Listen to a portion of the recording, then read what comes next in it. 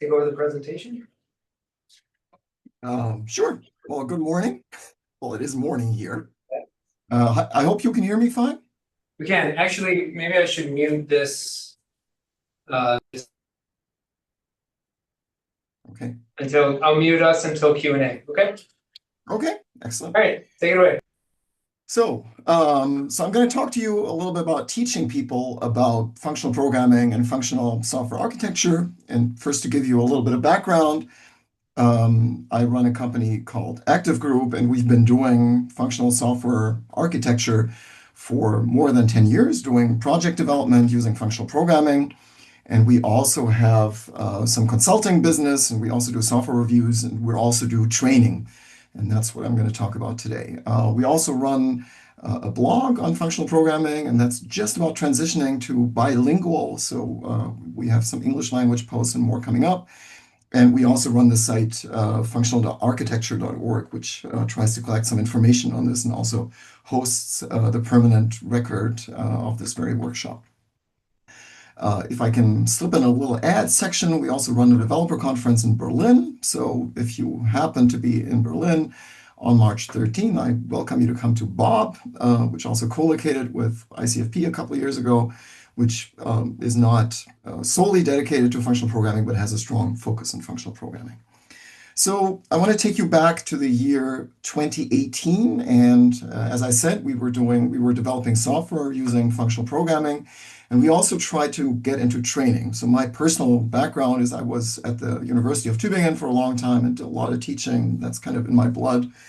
But the problem is that in the commercial space, we were, teaching like 2 classes a year, if it even got to that. And so it was not doing very well, and we were not reaching many people with that training. And so we got together and thought, we have to think of some marketing ploy in order to make our trainings more popular, to bring that to more people. And then we remembered, or we discovered an organization called the International Software Architecture Qualification Board, the ISAQB, which happens to be also based in Germany, even though it operates internationally, at least to some degree. And what they are is they are an association of companies and individuals that develop trainings in software architecture and have like a common marketing site. And we thought maybe we could latch on to their success and to their marketing power, especially because the ISAQB's basic training, if you will, the foundation level, which I'll get to in a minute, is on the career path for lots of large companies, their software architecture roles. And so I think the ISAQB has given out on the order of 25,000 foundation level certifications, and that corresponds to about 25,000 people who've gone through their training. So I sat down with Nicole Rauch at the time, and we thought we had this brilliant idea. We were just going to slip in a curriculum on functional software architecture as part of the ISAQB's offerings. And we didn't think, we just kind of put together our knowledge of functional programming and the theme of the ISAQB of software architecture. We thought, well, these things go really well together. But these days, I'm kind of reminded of an interview that Ozzy Osbourne gave when he said, well, when they were starting out, or when he was starting out in music, he wanted to make music that sells well to a lot of people. And he didn't know what to do because the music he liked wasn't going anywhere. But then he discovered that horror movies were really popular at the time. So he said, oh, we need to make horror music. And so really, we try to put together these ideas of functional programming and software architecture, but we didn't really have a comprehensive or coherent idea of what that was and what it meant to put those 2 things together. I mean, there were a couple of ideas kicking around, like the fact that you would write a bunch of pure functions, of course, ideas like parse, don't validate, where you use data to represent the results of computations that might fail, and that would include feedback, that you would generally try to be declarative, that you would think about the laws and properties of your domain logic, that you would try to do without effects if that's possible, and if you have to do it with effects, and you kind of push those to the edges, things like that, right? But these were just a bunch of loose ideas, and we put together a first draft of a curriculum based on those ideas, but then the ISAQB's feedback said, well, you really need to connect these ideas to the ideas of software architecture that people who are likely to go through your training would know. And we hadn't done that. We neglected to do that. And so we decided, well, we really need to look at how the basic training works as part of the ISAQB. And so their example exam has this question as the first one. We thought that's going to lead us in the right direction. What is software architecture? What's the definition of the term software architecture? But in case you can't see it immediately, the correct answer here is C. There are many different notions of software architecture. And well, that wasn't very helpful. So we kind of decided that we were going to focus on these three things, maybe on specifically on things that you need to do with software that is long-lived and that gets large. Specifically software that gets so large and so long-lived that it requires multiple people or even multiple teams to work on it. And we really, the ISAQB reminded us that it's not just about writing software in a vacuum, but really it's about writing software that fulfills requirements, and mostly requirements that are actually being posed by humans. So not primarily blockchain, maybe.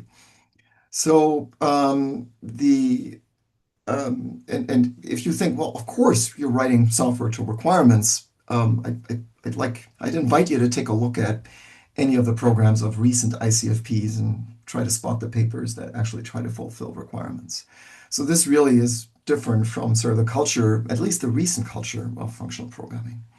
Now, I think when most of us, especially in the functional programming community, think of requirements, we mostly think of requirements on functionality or functional requirements. But of course, there are many other kinds of requirements.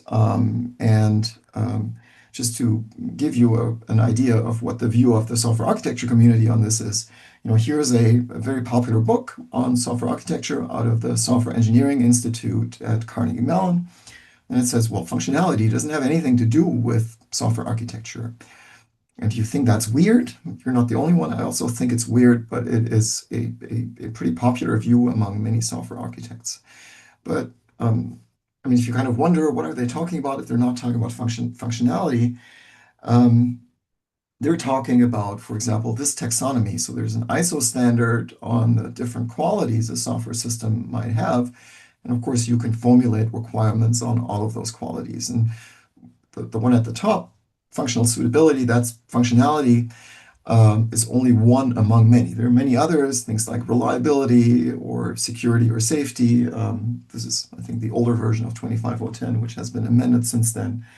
And also things like portability or maintainability. Now, what you're seeing is a slide from my colleague in the ISAQB, Markus Harrer, who did a survey on, well, when do these different qualities come into the focus of a software project during its life cycle? And not very surprisingly, functionality is always first, right? When people write requirements documents for software that has not yet been developed, they think of its functionality first. And then maybe once the software project has started, then they remember, oh, the software that you develop crashes all the time. Maybe we need to think about reliability. Then the users complain. You think about usability, and so on as you go down this ladder. So the further you get down this ladder, the more time passes and the later do these qualities come into focus. And that's, of course, a problem for this school of software architecture that says that functionality is not important for architecture because, well, at least some aspects of software architecture really need to be done early, but you don't have the requirements early because the relevant qualities are not in focus yet. What's especially problematic is that if software is really, or software architecture is about long-lived software, the thing that really is about long-lived software in this taxonomy of qualities is this one, maintainability, which of course is not user-facing, so it comes into focus late. So it comes into focus late. At the beginning of a project, there might not be budget for it. So it's you kind of need to square the circle as a software architect. And a lot of software architecture is just about trying at all costs to kind of gather the requirements for all those qualities that come after functionality in order to be able to design something at the beginning of a project. But of course, that's kind of a fool's errand because a lot of those qualities, first of all, well, I mean, people don't want to talk about them at the beginning of a project, and some of them are kind of quantitative. So you might know at the beginning of a project that you have certain performance requirements, and you might even know that you need to fulfill, 1,000 requests per second, but there's no architectural blueprint that will like deterministically get you to that exact number, of course. So typically what you're going to do is you're going to design your software system, you're going to put it into production, you're going to measure how fast it is. And if it's not fast enough, you're going to change it. And we'll get to that aspect of change later. So the software community at large has produced lots of knowledge and books and techniques and technologies to design software systems at large, which is, of course, also the subject of this workshop that we're all in.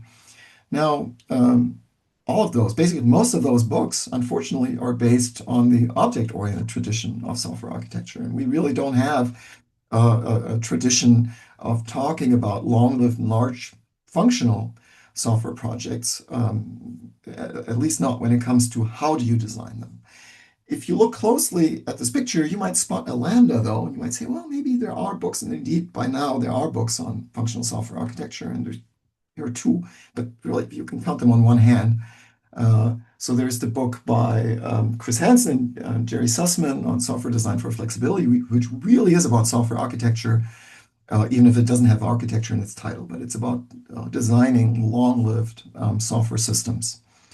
And there's this other book which really has functional architecture in its title, but both of those books weren't available at the time that we were thinking about designing this training. I'd also like to point out that even though both books are ostensibly about functional architecture, they really are based on specific programming languages, functional programming languages. So the left one is based on Scheme, which is not going to win many friends among the sort of applied software systems community. And the right one is very specific to Haskell, and a lot of the techniques presented there might not apply in your functional language of choice. So we really don't have a body of knowledge on the general principles of software architecture. And so we kind of said, well, we're just going to do it anyway and put together the ideas for a curriculum for the ISAQB, first in 2019, and a revision came out in 2023. So we just kind of made it up as we went along. And you can, if you're interested, you can just download that curriculum. It is copyrighted, but it's free to download, and you can also implement it. It's just if you want to offer that certification, then you need to get on board with the ISAQB. So just to give you a rough idea of the context of this, so I talked a little bit about the ISAQB certification pipeline, which starts with the basic training, which is the same for everybody. So it's typically a 3 or 4 day course with a multiple choice exam at the end. And once you've passed that, you can move on to the what's called the advanced level, which is not one specific training, but there's a wide variety of things. So so this diagram is from the time when there were 17 different curricula on various aspects of software architecture. And I think by now there are 20, and functional software architecture is one of them, I think. Since then, we've also designed curricula on domain-specific languages and formal methods, if you're interested on that, which are, of course, natural successors to the functional architecture. These things also, these curricula typically also then inspire 3 or 4 day trainings. I'll get to ours in a moment, so anybody, again, is free to implement those. And there's a much larger exam at the end where you're supposed to spend a week on a larger architecture problem, and then you actually talk to people to get your certification.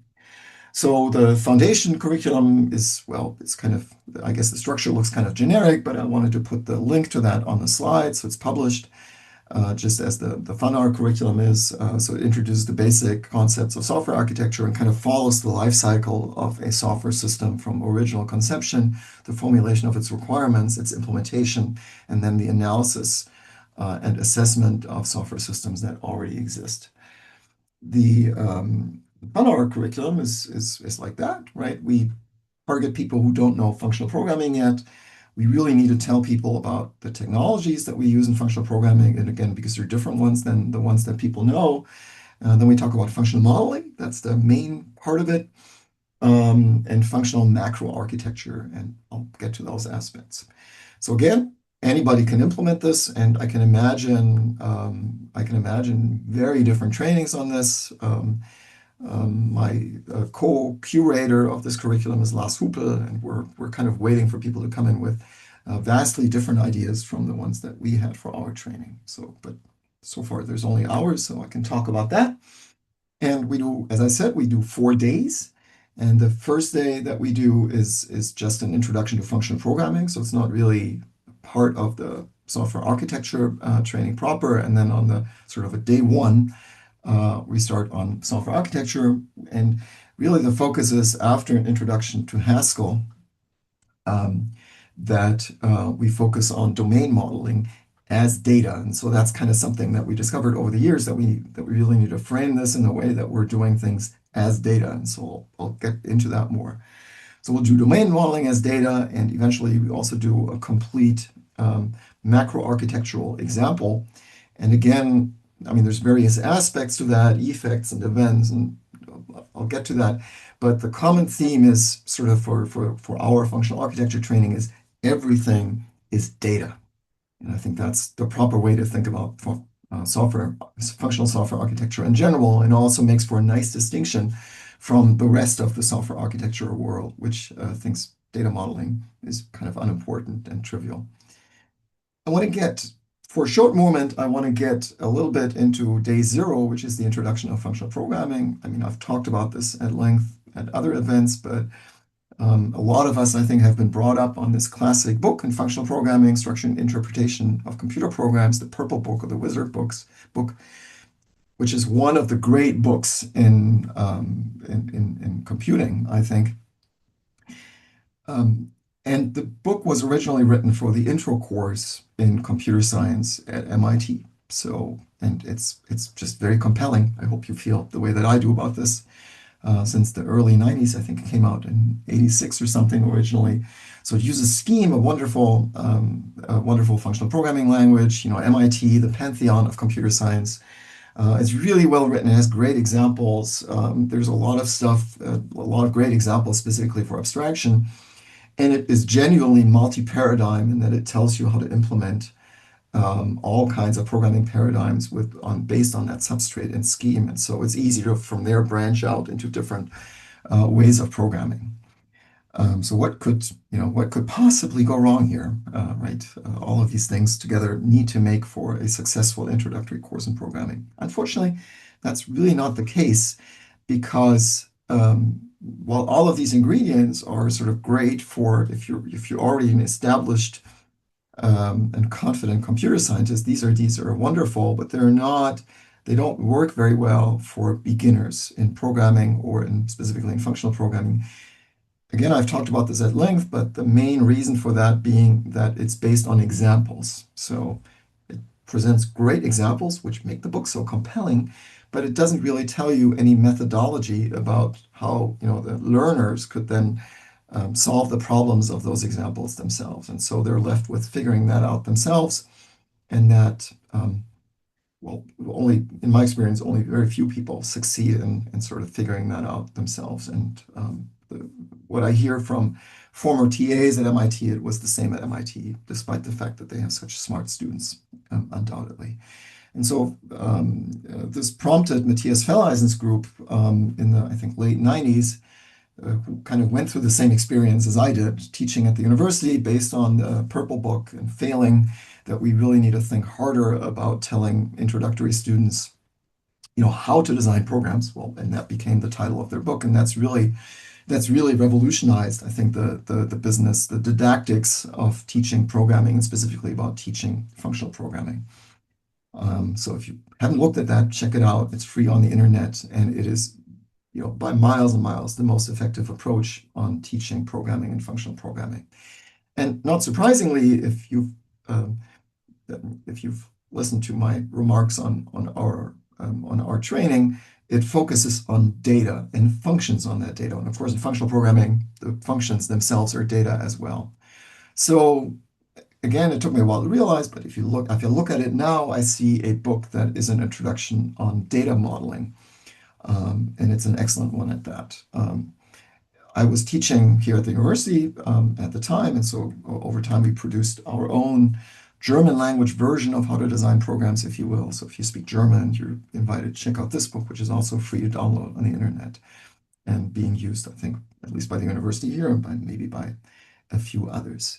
The central idea of these books is something called the design recipe or design recipes, which are systematic, explicit named techniques on how to design programs. And they're very pedantic, which makes that book maybe not so compelling for established computer scientists because it's so pedantic and maybe a little bit boring.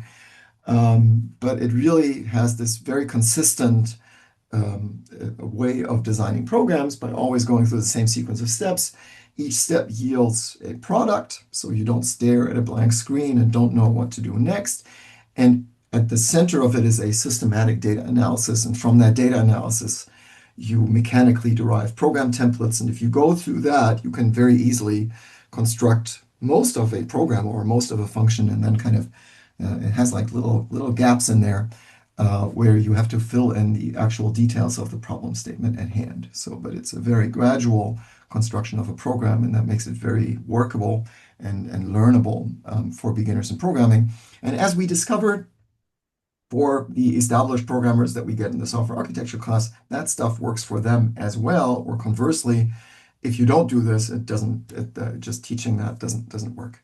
So the didactics are the central aspect of how to design programs, but there's a couple of other ingredients to that as well. Namely, they developed the Dr. Racket, back then it was called Dr. Scheme, program development environment, which is much easier to handle than complicated things like Visual Studio or Eclipse or IntelliJ, which are great, but which are very complicated and they have lots of buttons and menu items. And Dr. Racket is very simple in structure and easy to learn for beginners. Also kind of forces you to do things by hand, so you get some haptic aspects of programming. And with Dr. Racket come specific teaching languages. So when Matthias Fellheisen's group started out, they also started out with structure and interpretation of computer programs with Scheme. But Scheme, as wonderful as it is not a great teaching language. You really have to evolve it to be good for teaching. And you can see some examples here, a little snippet of example code from the last time that I taught the class. So you can see the Scheme legacy and the Lisp-like syntax. But if you look at the things that look like type declarations, those of course are not in Scheme. We call them signatures. There's a record definition form, which is also not in Scheme in that form. And there's a bunch of examples. This example here is about armadillos on the Texas highway, as the Racket project originated in Texas. And so it has a little bit of data modeling, and it also has, if you look here at that signature that you see at the top, also is the first instance of dealing with state in functional programming, where you don't just have a method mutating state, but instead have a function that gets the state before and producing the state after. So that's part of the intro course. So we discovered that really is the best way to introduce even, experienced programmers to functional programming, is to go through a very, very fast version of the intro course that we originally designed for beginning programmers, and then switch to then we switch to Haskell. We could conceivably stay within Racket, and I kind of dream of a version of this class that uses Racket for the rest of the class. We did want to introduce one more programming language to just show people the variety of functional programming languages. And Haskell is kind of diametrically opposed to the Racket-based teaching languages in many ways. So it has, aside from the fact that it doesn't run in Dr. Racket, but we run it in Visual Studio Code, is in that it has a completely different idea of syntax. It has a type system. It really has to be pure, so you need to talk about monads. You can demonstrate things like concurrency and parallelism. Also, what really is nice about Haskell there is that the Haskell language server that you can use within Visual Studio Code is just super excellent for beginners, and actually better than the language servers that they're used for, that the participants are used to for their favorite languages, like whatever, Java or C# or something like that, because of things like inline evaluation and so on are really compelling and nice. We also have a Scala version of this training, which works equally well, but the language server is not quite up to that level. and the language is a little bit more circumvent about the concept that we want to talk about. I want to talk about data modeling a little bit. So when we joined the ISAQB, we thought, I implicitly thought that data modeling has to be a central theme for everybody doing software design, and especially long-lived software design. But over time, we discovered that that is so not the case. And if you think, well, shouldn't the object-oriented people really care about, designing their objects and doing things like object-oriented design and object-oriented analysis? If you get into that community, you'll find out that all of these things are dead. They existed once, but they don't anymore. Could talk about that at length. Interesting subject. But really, data modeling, I mean, we are, especially if we're doing things like Haskell or F#, we always think about things like algebraic data types, which combine sums and products. But if you look at software out in the wild, it often does not have sums. And partly I blame relational databases, which don't really have a notion of sums in there, but I think there are other reasons as well. We're not teaching it. So a lot of people don't do sums. And I'm also, and within the ISAQB, I'm also in the group that designs the foundation curriculum. And we recently, just last year, put in a learning goal on data modeling. Stefan Wehr, who's also a functional person, so we're kind of infiltrating that organization a little bit. So we put in a learning goal on data modeling. We said, well, software architects should know the difference between sums and products. And that caused a little shitstorm. We got feedback from a number of software architects who said, well, I've been designing software all my life without this sums and products nonsense, so how can that be important? But it kind of died down when Stefan and I wrote a blog post on our functional programming blog. And so we're going to see where that leads. So that learning goal is just being implemented just now. Of course, in functional programming, we're not just worried about data modeling, the structure of the data, but also the semantics. And in functional programming specifically, we do something called combinator libraries. And, I always like to point out this classic paper from ICFP 2001, or I think 2000, on financial contracts. And it starts out on page 1. After giving a few examples, it says, well, obviously you should design a combinator library. So this is folklore in functional programming. And of course, it's a great technique of using abstraction and sort of semi-systematic design to get very powerful data models that anticipate not just present, but also future requirements. But even though, at least, Simon Payne-Jones here, one of the authors of that paper, I think who wrote that sentence, surmised that everybody knows about combinator libraries, obviously within the functional programming community. Almost nobody outside of the functional programming community knows about combinator models. And so we really haven't done our work doing outreach, which is, of course, one of the themes, hopefully, of this workshop as well. So one of the central aspects of our training that sort of comes up again and again and again throughout is that we evolve data models into combinator libraries. And we use the financial contracts as an extended example, which actually is a great didactic example as well. I also want to talk a little bit about functional macro architecture. So we do a little card game with all aspects, sort of a little back end and a front end and UI and things like that of the Hearts card game. So there's a complete, miniature application architecture there. And one of the things, again, that seemed evident to us as we were designing the application and then designing the training was, well, we started with data modeling, of course. What's a card? Suit and rank. What's a trick? The stack of cards in the middle. What's the hand? The cards that people have in their hands during the game. Then so that characterizes sort of the static entities of the game. And as we also need to talk about the process of the game, that whose turn is it next and so on, and what happens in what sequence. And we do that with designing events and commands, which are also, I'll get to that in detail, get to that in a minute, which are also about data. And then we get into the domain logic, which is, first of all, about sort of individual steps, and then how to arrange those steps into a coherent gameplay workflow. And then there's a couple of other aspects of that application. Because we have a web-based front end, we need to serialize and deserialize these events and commands between the back end and the front end. There's also a little functional design in there. And then, of course, there's the front end itself. And I believe my coworker Marcus has talked about sort of UI design and toolkit design earlier at this workshop. And so those ideas kind of got into that as well. So using events and commands. So what's an event? An event is a record of something that happened in your application domain represented as an object or as data. So there's this whole idea of event-based architecture, and that was developed independently of anything functional, but it really goes well, of course, with that functional idea, in that you would have a data type that describes the things that happened. There's also this data type for commands, which expresses wishes that something might happen by some party in your application. And then you would typically have, for different sort of agents in your system, you would have functions like the ones at the bottom that tell you how to turn the sequence of events into what's called a projection in event-based architecture.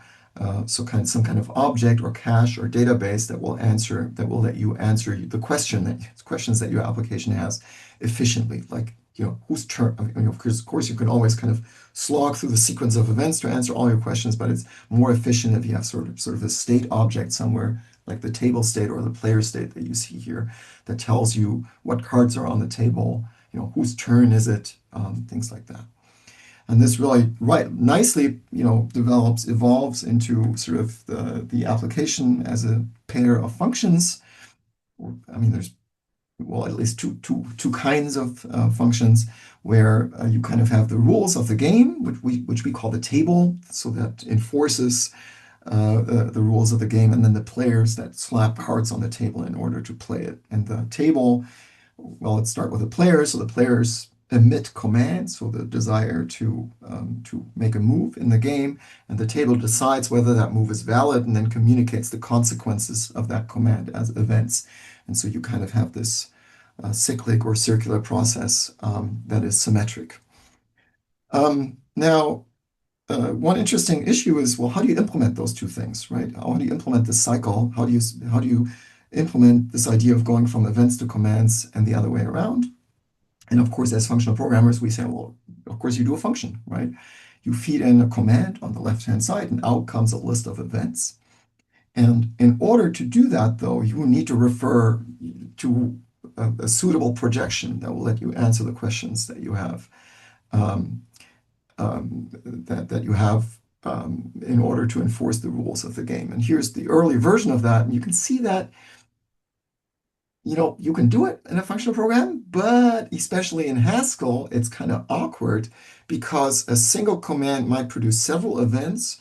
The first one might be that I don't know if you can see my mouse cursor, but if you can, so you pretty quickly get to the point where you determine that a legal card has been played, but then there's more consequences of that command, and they depend on the intermediate states that you need to compute. And so within that one function, you have a sequence of events that you go through. And of course, in functional programming, they need to be separate objects.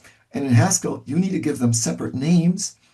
I numbered them, but of course, there's a significant danger that you're going to get the numbering wrong, especially if you insert something after the fact. And so it would be so much nicer if you could just have a variable and update it. And so if you think, well, of course, we can have updatable variables in Haskell. We just do a state monad. Well, you can do that too, and we tried it. So we've now gone through 30 iterations of this training, and what you just saw was the first version of that function. And here's a later version where we figured, well, we're just going to put the state monad in there. But try to explain the state monad to somebody who's really new to functional programming, who's just, I mean, we're on Wednesday now, and we started learning about functional programming on Monday, and it just doesn't work. Especially, I mean, you kind of depend on sort of an abstract version of state, and why you need this special device. It's just awkward, and it just goes downhill from there because you get into the business of having more effects than just state. We tried monad transformers. That is just, don't do that if you're doing software architecture. You might try doing effect libraries, which introduces more advanced concepts than you're prepared to teach, so that doesn't work. And we eventually settled on this idea. Well, we're going to have a monad, but that monad, the operations of that monad are not technical in the sense that the state monad is technical, but they refer to things that happen in the game. such as, recording an event that something happened. So the table is communicating what happened in the game, but also asking the table, is the current round over? Is the current play, is that valid? Things like that, right? And then you can express the game, and then you can express the game flow just as a monad. You don't have to worry about the sequence of events. And that game monad is just implemented as a data type, right? So this is a standard sort of free monad style data type. I'm sure you can talk to me about its disadvantages, but this is something that people can actually do, especially as it plays really nicely into this idea that everything is data. I mean, it starts with the word data right there. And so we have this idea that even the processes in your application can be modeled as data and that it's beneficial to be able to manipulate them, as opposed to a typical object-oriented solution where this process would be a method that you can't really manipulate after the fact. So you have this idea of workflow as data. This really works. People can design this monad themselves. So this is actually an exercise to design this monad. It's resumable, which you need for that web server. You can talk about things like continuations in that context from that introduction to monads. So this is after an introduction to monad, where we also do a free monad style thing to do a little database language. Let me approach the end here, but I think we're doing okay. We also talk about serialization, deserialization, which again sort of reintroduces ideas of combinator models for the errors and the decoder themselves, and things like functors and duplicatives and monads follow nicely from that. And so one aspect that we really stress is the sort of algebraic means of structuring your data using semigroups and monoids as properties, and this little hierarchy of functor, applicative functor, and monad. Now, once you do this, you really teach this idea that everything is data, and you present this entire application architecture. So we did that many times, but oftentimes, again, I taught it this week, and people we've done the complete application. They asked, but where's the architecture? What, you've taught us a lot of things. They're interesting, but where is the architecture? This doesn't seem like the architecture trainings that we're used to. And this always baffled me. And I want to get back to the beginning as to that software is about long-lived and large software architecture, long-lived and large software systems. Now, if you ask software architects, well, what are the activities that you do as part of doing long-lived and large software architecture? There's this prominent school. So one possible answer to that first mock exam question would be architecture is about making decisions. So I think that first comes from a book by Mary Shaw a long time ago. So here are Simon Brown and Uwe Friedrichsen, two prominent software architects in that community. And they say, well, so architecture is about big decisions that you can't reverse later and you have to get right. And learning about that, I always thought, well, is that really what we should be doing in architecture? Because I was brought up on the works of David Parnas, who kind of invented things like modularization in the 1970s. And Parnas's, seminal paper on modularization says, well, your modules should hide design decisions, especially the ones that are difficult to make and that you might change later, so that you can change them later because the actual decision has been hidden. And of course, so in a way, I think modern software architecture has given up on the original goals of David Parnas, and maybe it's up to us to rehabilitate those ideas. And the way we could do this is, well, software architecture, an important aspect of software architecture is we're trying to, as you're getting into long-lived software systems. So here's a book that I like to cite, especially in functional communities. I don't know if you've seen it, The Green Book on Structured Design from 1979. And the authors were trying to figure out what it is with long-lived software systems that you need to do. And first of all, they asked this question, where does the money go as you're developing a long-lived system? Where do you need to spend the money? And they discovered, well, maybe not surprisingly, that the money goes into not the initial development of the software system according to the initial requirements, but into changing the system later according to evolving requirements and into maintenance. So the money is in the change. And what's in the way of that change is a phenomenon called coupling, which are interdependencies between the different parts of your program that require you, as you change module A to make corresponding changes in module B. And that is a problem to this day, more than 50 years later. Now, I like to argue that it's much less a problem in functional programming. So my coworker Marcus, that you've heard earlier, likes to say, well, we're doing decoupled by default because immutability and abstraction boundaries really make for much less coupling than you see in object-oriented programs. And therefore, you get a lot less of the problems that you see in software architecture. And these problems really are very prominent. So the software architecture at large operates under the assumption that if you develop what they call a monolith, which means one executable, as you ship that and develop it, it is by default highly coupled and highly unmodular, which is why that community came up with a new term called the modulith. You need a special term to say, well, no, this monolith is different from all the other monoliths. It is modular. And they're just now getting, it's fairly recent, they're just now getting in the business of thinking about how to do this. In the meantime, this community, the only recourse they saw to solving the coupling problem was to do microservices and introduce all the problems of distributed systems. So I really need to wrap up. We'll get there. So let me sort of wrap up on this idea of functional software architecture that has emerged from our work on designing the training. So it's bottom up, where a lot of traditional software architecture is top down. It is late, so the things that traditional software architects do early in the game, which are the big decisions, the macro architectural decisions, get made late in functional programs because you're doing bottom up, and therefore you can change them more easily. Everything is about data modeling, and if you caught it in passing, it kind of nicely goes with that idea of functional programming. We really do the functional qualities first, and we kind of, I think we should have like a T-shirt that says, proudly functional first, not just in the sense of functional programming, but that it's okay to really focus on the functional qualities. Because we have lower coupling, we can make the changes required to address the other qualities later in the game. So we've done that about 30 times now, or I think 31 since past week when I taught that course again. We get fairly uniformly positive feedback. People really like it, but they're really exhausted by day 4. We get FP newbies, into a place where they can, design and implement a monad in Haskell in 4 days. So, but there's really this dearth of literature, and I really need to spend some time on writing up more of the stuff that we develop. Generally, we need to talk more about to the software architects out there, and hopefully that this workshop here is an opportunity to do an outreach in one direction. Teachability really matters, not just in that you're designing things for the classroom, but I think if you design things well that work well in the classroom, that usually gives you hints as to how you should design them at large as well. And maybe you saw that at play when designing this effects or this monad for the game workflow. I think that's a good idea, a good starting idea to actually design these systems as well. There's always improvement possible and ongoing, so we collect feedback. I just did a bunch more slides, even though on the 31st iteration of this.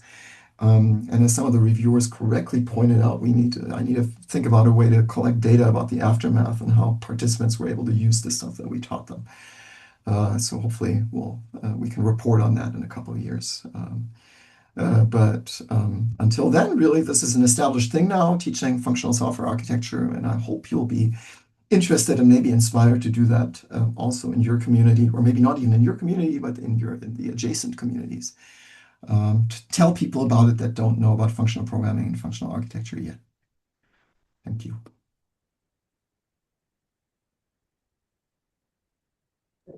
Okay, we're unmuted.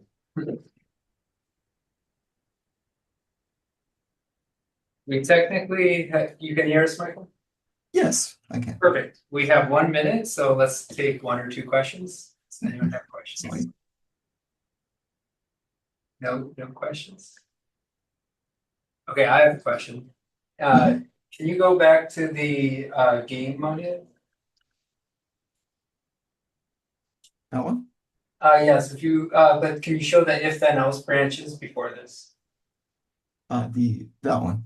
Yes. No, before this even more. This one.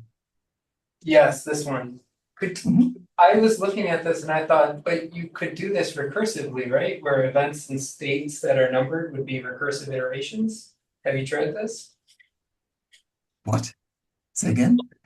Okay, so you have event one, state one, event two, state two, and event three. But the problem is you want to generate these states, Yeah. but you don't want to use a monad. But I was asking, could you do that through recursive invocations of this function or a child function? And then So just to accumulate these into a map, or I'm sorry, into a list. I think you probably could, but it would require a slightly different representation for the state in order to track where you are within that event sequence, Yeah, if that makes any sense, right? yeah, And that you could makes do sense. that, but I think from a design standpoint, it would be more difficult to teach because what we're doing is that table state type that you're seeing there is just kind of, pointing a camera, from the ceiling onto the table. So it's just what you see.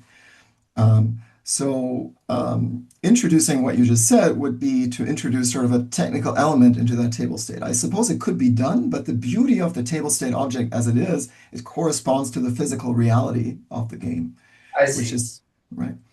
Yeah, yeah. This code looks to me like some kind of scan. But that's just my functional programmer eyes. So. Okay. Yeah, Any other I questions? agree. But Oh, actually, I wanted to also discuss the code. I really like the effort you put into designing and revising this example. When I ran workshop, I had to go through the same process, and I think there was a slide before this, but like a even earlier iteration, the one at events, or maybe that was. Or maybe let's go back to the one you had before. That was Here's the events. Here's the event data. I remember. I think you said something like you can represent it as a state and a set of events mixing. So that would be, I think it would be the slide, right? Oh yeah, I thought it was the one. And I think you said, if I remember correctly, that you had the problem that many events will have to influence this state again. So a little bit like Jeff was going, I think to me that feels like that tells us that you need to break down that big function to smaller functions. And I would expect that where you said that you want to represent the state of the game as seen from the top, so essentially what branch you are in that expansion kind of tells you where you are in that moment of playing the game. I don't know. I mean, that to me feels like more functional because everything is a function. Yeah, that's actually a feedback I get maybe 20% of the time during the training as well from the object-oriented people as well. So I think it's justified, but and when so it's not just your criticism. It's good to have the discussion. But so it's this function essentially, right? But it doesn't get, all I can say is that from my viewpoint, and then when we look at the result of splitting that up into multiple functions, it doesn't get nicer in the sense that that this really, I mean, not this formulation, but the one that we actually end up with is something that you can kind of read, from the top to the bottom, and you can recognize the game workflow, and if you split it up in multiple functions, it's much more difficult to kind of relate that to what's going on at the table. So as the software architects say, it's a trade-off. So you're right, but I like this version better. That's right. Yeah, this also keeps everything in one space, like you're saying. Yeah. I see it. Yeah. All right. Thank you, Michael. Thank you so much. You have a great workshop, and a great day and a great ICFP. Sorry to not be there. Yeah. All right, I will stop the recording.